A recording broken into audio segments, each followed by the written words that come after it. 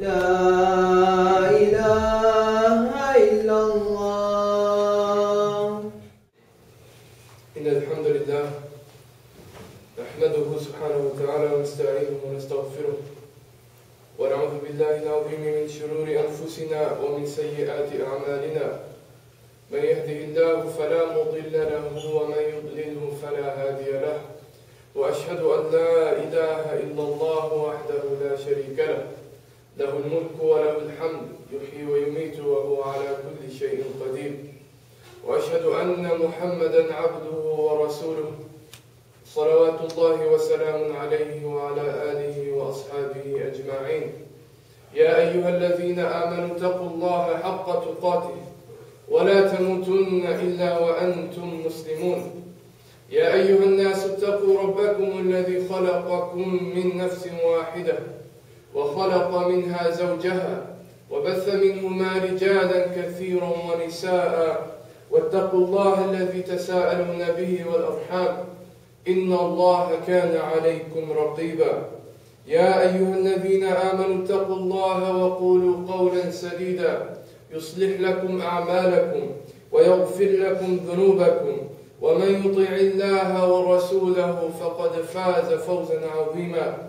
أما بعد فإن أصدق الحديث كتاب الله تعالى وخير الهدي هدي محمد صلى الله عليه وسلم وشر الأمور محدثاتها وكل محدثة بدعة وكل بدعة ضلالة وكل ضلالة في النار.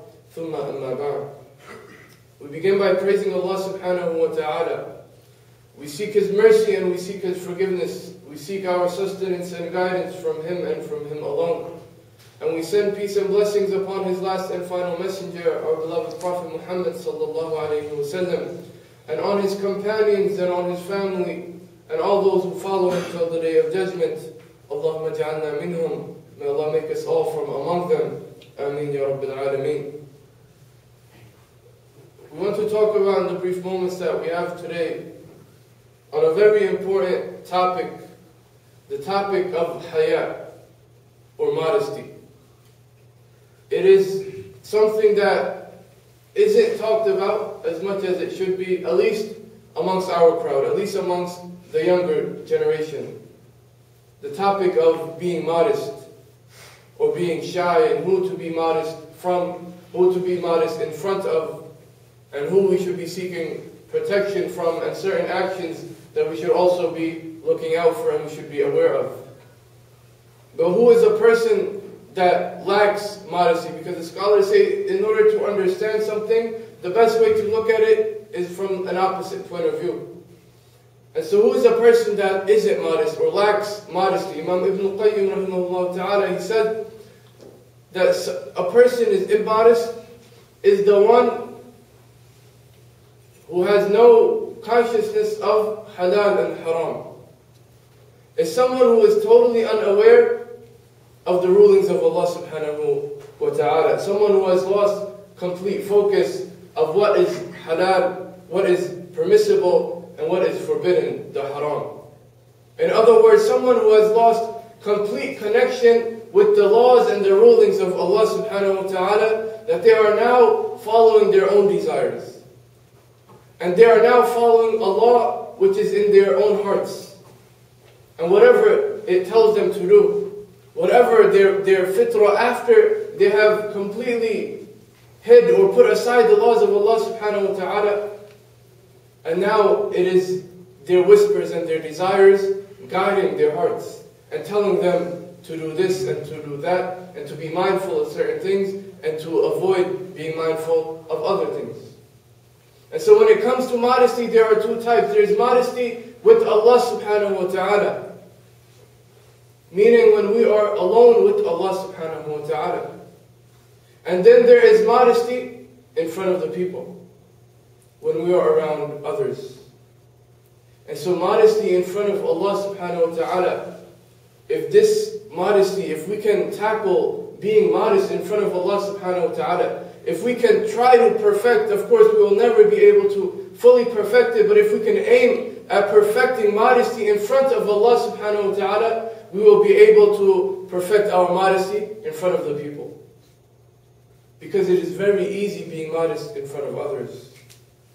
It is very easy dressing a certain way in front of others, behaving a certain way in front of others. But what matters the most is how we behave when we are alone in seclusion with Allah subhanahu wa ta'ala. How mindful are we that even if no one else can see us, Allah subhanahu wa ta'ala, He sees us at that point. Whatever action we might be doing, whatever we might be thinking, whatever we might think of putting into action, all of these things, understanding that Allah subhanahu wa ta'ala knows my thoughts, knows my actions, even if no one else can see me. And the Prophet sallallahu alaihi wasallam, he made it very clear in a hadith when he said that a person will come on the day of judgment having done so much good in their lives. They were the foremost in prayers. Their prayer was the best of prayers. Their fasting was the best of fasting. Not only that, but they got up in the middle of the night to pray tahajjud, qiyamul layl. But they will come on the day of judgment and they will find no good deeds at all. All of their good deeds have scattered like dust. Why? Because of what they did in private. Because of what they did when no one else was looking. They were with Allah subhanahu wa ta'ala and they could not hold themselves, they could not control themselves, they couldn't be modest with Allah subhanahu wa ta'ala, so all of that good that they did was completely wiped away, as if they had never done it to begin with. Now these are people who have the best of prayers, and not only that, but they actually get up in the middle of the night to pray. And so we have to be real with ourselves, that we know, when we understand, that as much as we try, our level of worship is not even to that level. But still we are doing the same things in private that they might be doing. When we're alone in our apartments, or in our bedroom, and we're on the computer, and we know at that moment we can do anything. Our parents will walk in, our siblings will walk in, our friends have no idea what we're doing. But Allah subhanahu wa ta'ala is watching. So perfecting our modesty when we are alone with Allah subhanahu wa ta'ala, reminding ourselves over and over that even if no one else is around, Allah subhanahu wa ta'ala is there. Not only that, the angels are there writing down whatever obscene things we might be doing, writing down whatever obscene things we might be saying, making them write down the things we are doing. That in and of itself is a very bad thing. But then the action that we do in front of Allah subhanahu wa ta'ala. And then modesty in front of the people. This is also something else, because some of us, we lose it so bad that we forget when we are in public. And rather we try sometimes to be as immodest as we can in public. Try to be as obscene as we can when we are around others. Maybe to get a few chuckles, maybe to get a few laughs, maybe to get people to think that we are cool, whatever the reason might be. But being modest in front of others. And the Prophet ﷺ, he also reminded us that the worst individual, the worst of deeds and the worst individual is the mujahideen. The one who purposely commits sins in public. The one who purposely commits acts of immodesty in public, when they know that others are watching. Because it's one thing, at least we know that when we are by ourselves, it might be harder to control that urge. When we are alone, when no one else is watching, maybe our iman isn't at that level where we don't understand fully that Allah is watching us. But when we are in front of others, when we can't even be shy in front of others, when brothers can't be shy in front of sisters, and vice versa, or even amongst ourselves, brothers amongst brothers, sisters amongst sisters, when we lose even that consciousness that we are committing sins in public, and rather that is our intention. It's not that we don't know that we're committing sins, but the mujahid, the one who the Prophet ﷺ is talking about, is the one who is trying, who is purposely trying to commit sins in public. And that is being modest with the people. in front of others. Trying to hide our own sins in hope that Allah subhanahu wa ta'ala will also hide our sins. Being mindful that if no one else is, there are still people watching. What I might be doing might affect someone else. We are a people of imitation, right? Ibn al-Qayyim said that the natural inclination of a human being is to imitate. So we at least understand that what I might be doing, someone else might pick up on it, and they might start doing it. And everything that they do, every evil deed that they do, I will get the sins for that as well, along with that person. And they might spread it to someone else, and they might spread it to another person. Or maybe in front of our younger siblings, or amongst the youth in the masjid. We know that we might have some problems. We don't bring it out in the public. We shy away from mentioning our faults in front of others. And also mentioning the faults of others in public as well. And so when it comes to modesty, we want to look at a few individuals who went to that level of near perfection of their modesty. And amongst the companions of the Prophet ﷺ, there was no one individual who stood out more than the others except Uthman ibn Affan radiallahu anhu. The third Khalifa, the son-in-law of Rasulullah sallallahu alayhi wasallam. The epitome of modesty and shyness. Uthman ibn Affan, he was so modest and so shy that Aisha radiallahu anha, she narrates that one time the Prophet sallallahu alayhi wasallam was in his home, and he was just, as we can say, he was just hanging out. He was just reclining on his back, and he was just sitting there. And because he was comfortable by himself, he was at home, he was getting comfortable as we do, his lower garment, it rose up a little bit. It came up just a little bit, and a little bit of his leg was exposed. And so Abu Bakr, he came and he knocked on the door, and he sought permission to enter, and he was allowed to enter, and the Prophet stayed in that position. And then Umar radiallahu anhu, he knocked on the door, and he also asked for permission to enter, and he was allowed permission to enter, and the Prophet sallallahu alaihi wasallam, he stayed in that position. And then Uthman ibn Affan, he came and he knocked on the door, and he asked for permission to enter, and the Prophet sallallahu alaihi wasallam, he said, wait. He sat up straight, and he lowered his garment, covering his leg, the part of his leg that was exposed. And then he said, allow him to enter. And Aisha radiallahu anha, after they had left, she said, Ya Rasulullah, when Abu Bakr came and Umar came, you stayed in that same position, but when Uthman came, you stood up and you fixed yourself. He said, should I not be shy in front of a man who even the angels are shy of? He said, even the angels are shy of Uthman ibn Affan radiallahu anhu. This man was so modest that he wouldn't even take a shower completely naked. He was so shy to fully remove all of his clothing that he would still keep a garment on even when he showered. Even when he would change his clothes. His consciousness of Allah subhanahu wa ta'ala and the angels reached such a level that he was even shy to take his clothes off, even in private. This is the level of modesty that this man reached. Or someone like, amongst the prophets, this is someone amongst the human beings, but amongst the prophets and the messengers, of course, we know the famous story of Yusuf alayhi salam, of how modest and how shy he was. When he was put in a situation, and we can all try to put ourselves in that situation as well. Because some of these things, we face ourselves. And we know that the Prophet ﷺ, he said that the 7 on the Day of Judgment will have the shade of Allah subhanahu wa ta'ala on a day where there is no shade but his, is a man who, when he's approached by a beautiful woman, says, Inni akhafullah, and he turns away and he walks away. But look at Yusuf alayhi salam. This wasn't just an ordinary man. This is the most beautiful man to ever walk the face of the earth. His beauty was compared, we couldn't compare to anyone else. His beauty coupled with his character. He had the most beautiful of character as well.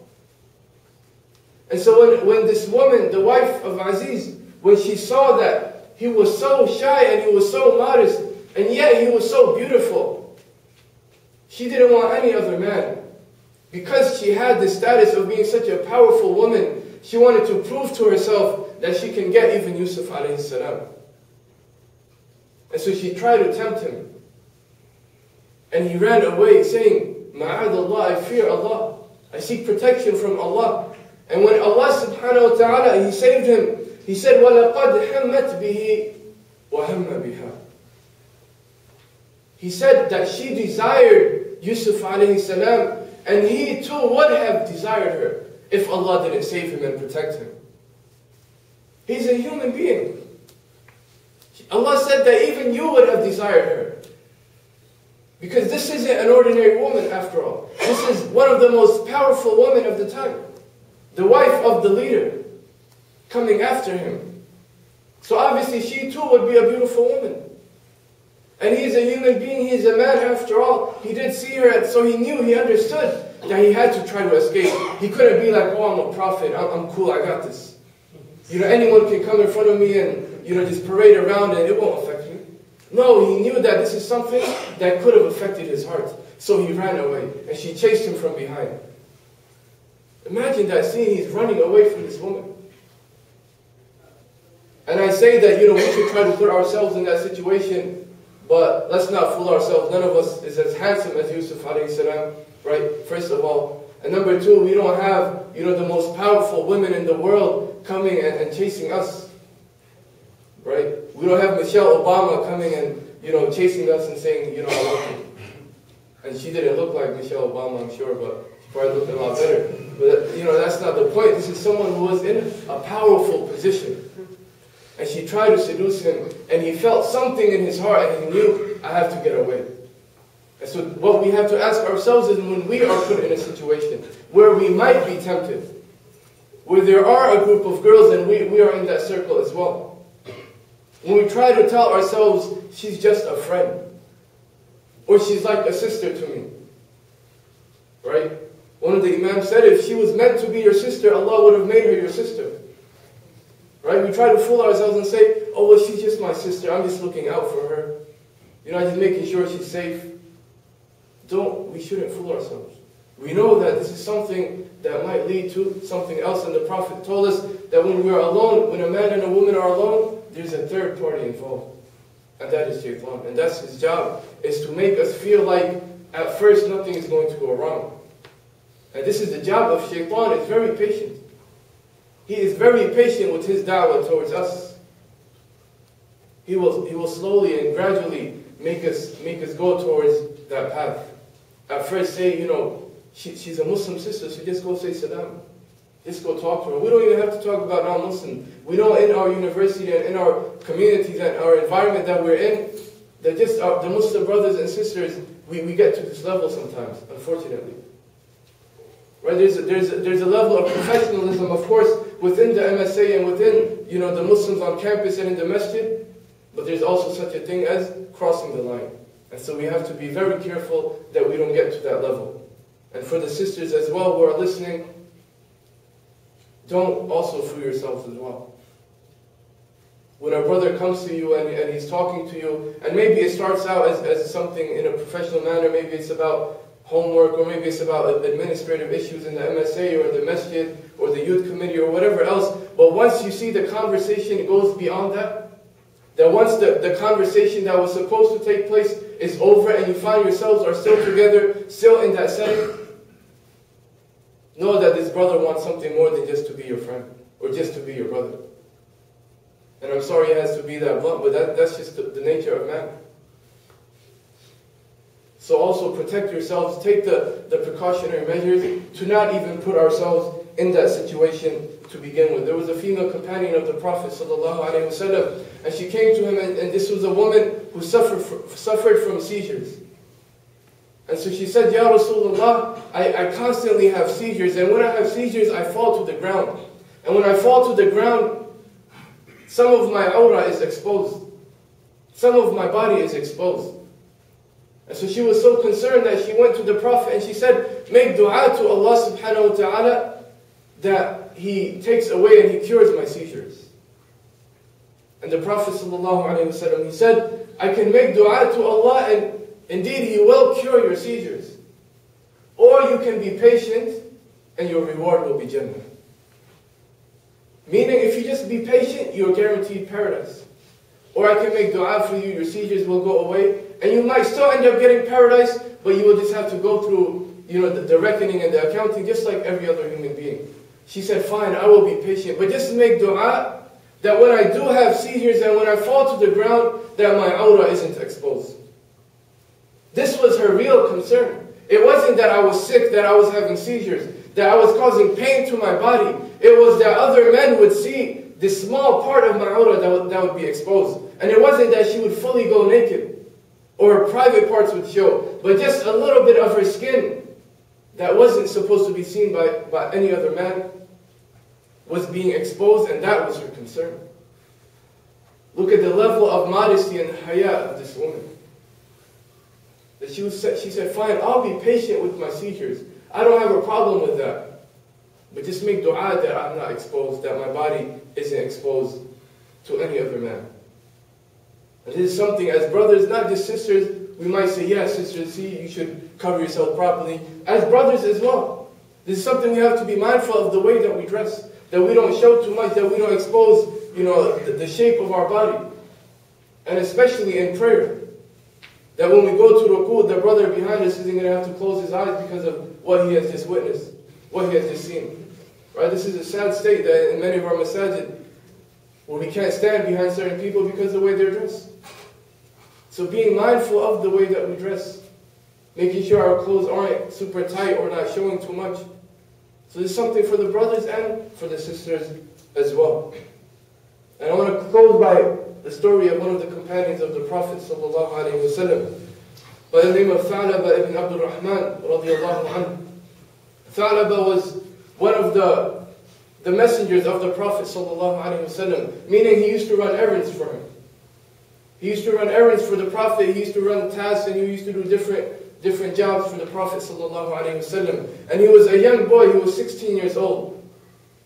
And Tha'laba, one day the Prophet sent him to run an errand, and he was walking on the street. And because he was a young boy, a teenager, a 16-year-old, we know that for the young, their attention span isn't too great. They get distracted very easily. And so he's walking down the street, and he notices that there is a house with the door open. And he peeks inside that house. And so now, right away, he's distracted from what he was originally going to do. He notices a house. He's a young boy, so he's just looking inside the house. And as he looks inside the house, he notices that the curtain of the bathroom or the shower area, it goes up, and there's a woman there bathing, completely naked. And Tha'laba, at that moment, of course, he quickly turned away. But because of that accidental look, he just completely lost it. He felt as if he became a hypocrite. He felt so bad, and he felt so bad at himself, that he said, I can't go back to the Prophet ﷺ. So he just ran away. And he went missing for a few days. And the Prophet ﷺ, he started asking, where is Tha'laba? He still hasn't returned. And so the companions, he sent Umar and Salman al-Farisi to go out and to look for this young companion. And they went out searching for him and asking about him all over the place. Until they reached the outskirts of the town, entering another town. And even there they started inquiring about him, and no one had seen or heard of him. Until one man came and he said, what are you looking for? And they said, we're looking for our young companion. And he said, I don't know anyone by that name. But there is one young man who climbs the mountains. And he is there all day and all night long, crying to Allah subhanahu wa ta'ala, saying astaghfirullah, repenting over and over and over. He comes down in the evening to get a bowl of milk. That is all that he eats or drinks. And even that, because he's crying so much, his tears, they mix with that milk as he is drinking it. This is someone who was so hard on himself. And that he was crying and profusely and making tawbah to Allah subhanahu wa ta'ala. And so Umar and Salman, they went up to the mountains and they said, Ya Tha'laba, what are you doing here? And when he saw them, he became so afraid. He said, has the revelation come down from Allah subhanahu wa ta'ala against me? Has revelation come down that I'm a hypocrite? Did the Prophet ﷺ find out what I did? And they said, what are you talking about? You just went missing, so we came looking for you, and we're going to take you back to the Prophet ﷺ. And so he got back to the Prophet ﷺ. And again, he was so afraid, he began questioning the Prophet again. Has revelation come down? Did Allah speak to you about me? This was a man concerned with one small glimpse. Not a second gaze, not a second look. He wasn't staring her down. He didn't even know she was there. An accidental look. And he couldn't take it. And so when he came back to the Prophet ﷺ, he said, Ya Rasulullah, I feel like something is crawling in my skin, between my skin and my bones. And the Prophet said, are you indeed feeling this? He said, yes. The Prophet said, this is a sign of death. You are about to pass away. And so the Prophet took his head and he put it on his legs. And he encouraged him to say, La ilaha illallah. And Tha'laba passed away in the lap of the Prophet ﷺ that day. When it was time for his funeral. And we know after a funeral, the people are carrying the body and they're all taking turns trying to carry the body to the grave. The companions, they noticed the Prophet ﷺ when he was trying to carry the body of Tha'laba with the rest of the companions.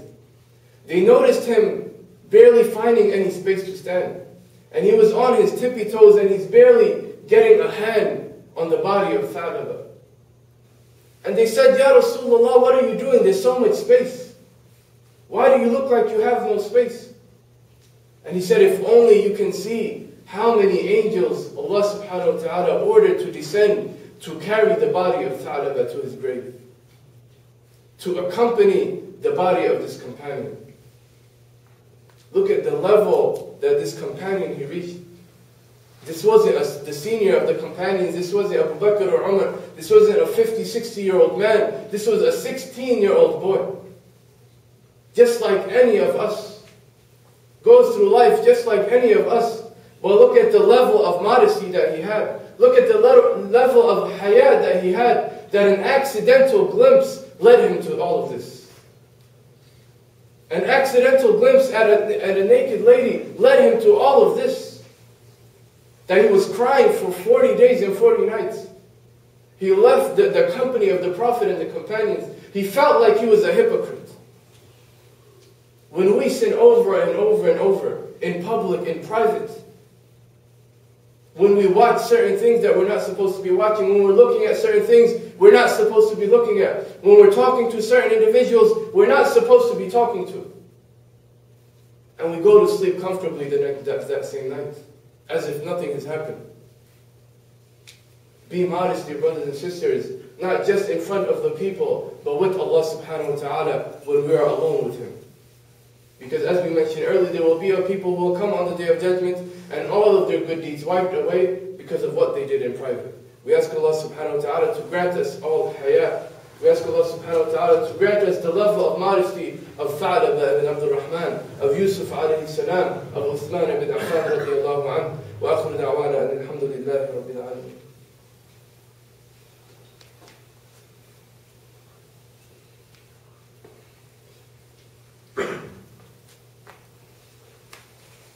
أعوذ بالله السميع العليم من الشيطان الرجيم بسم الله الرحمن الرحيم الحمد لله والصلاة والسلام على رسول الله صلى الله عليه وسلم وعلى آله وصحبه ومن والاه.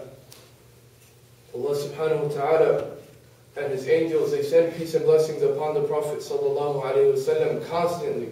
Allah subhanahu wa ta'ala reminds us, إِنَّ اللَّهَ وَمَلَائِكَتَهُ يُصَلُّونَ عَلَى النَّبِيِّ يَا أَيُّهَا الَّذِينَ آمَنُوا صَلُّوا عَلَيْهِ وَسَلِّمُوا تَسْلِيمًا. Allah subhanahu wa ta'ala reminds us, and the scholars, they say that when we make dua amongst ourselves, the proper method of making dua to Allah subhanahu wa ta'ala, a dua that will be accepted, is begin by praising Allah subhanahu wa ta'ala.